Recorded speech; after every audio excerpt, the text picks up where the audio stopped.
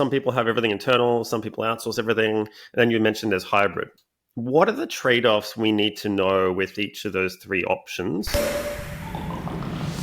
I got my start in ad tech, bit of growth marketing, manager of largely B2B SaaS organizations, marketing operations professional community, otherwise known as the MoPros. We're working hard to elevate the function every single day. Marketingops.com. So the answer is that it really depends, like everything in marketing operations. And that's part of the reason why I'm doing the research piece now with the community members. Why would one model sort of supersede the other, or what are the core benefits or trade-offs that you have to keep in mind?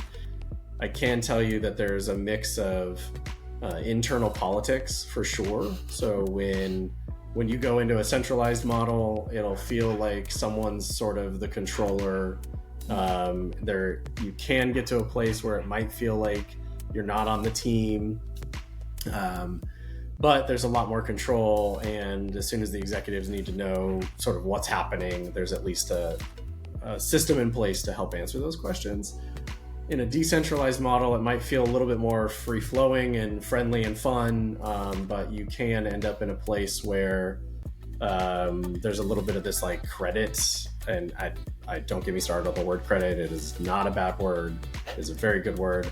But a lot of people use it as the wrong word. It's a 4-letter word. And you get into this game of like, who did what?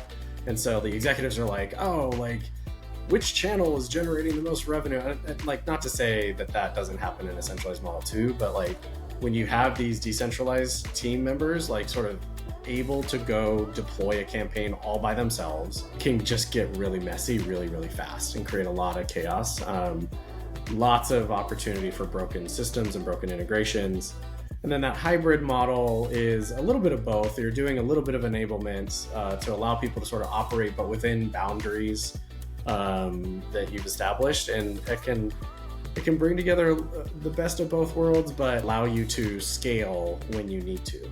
Like, I would say hybrid allows you to scale in a controlled fashion, right? Like, you've instrumented your systems to, like, your core systems are centralized, but if I need to be able to do more, I can bolt on another service provider, and I know how they're going to fit into my ecosystem. But again, to each their own. You know, we're talking about, I've talked to people who run marketing ops for global organizations with teams all over the world, and then I've talked to startups, and each of them have a different answer as to why that's a better